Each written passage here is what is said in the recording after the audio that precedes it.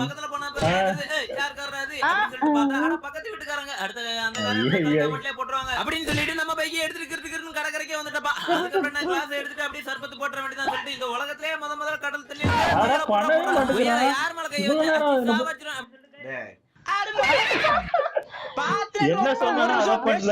உன்னை வந்து சேலஞ்ச் தானே பண்ண சொன்னாங்க, அதை விட்டுட்டு நீ என்னடா சுத்தி வளைச்சு சம்பந்த கதைகளை பேசி கடைசியா தான் வருவ. ஓ அப்படி ஒரு வியாதியா உனக்கு? உன் வீடியோ பாக்குறதுக்குள்ள எங்களுக்கு தான்டா கிட்ட வருது. அதுக்கப்புறம் பாத்தீங்கன்னா யாரும் பண்ணாதான் பண்ண போறான். அதாவது கடல் தண்ணியே சர்பத்து போட்டு நீ ரொம்ப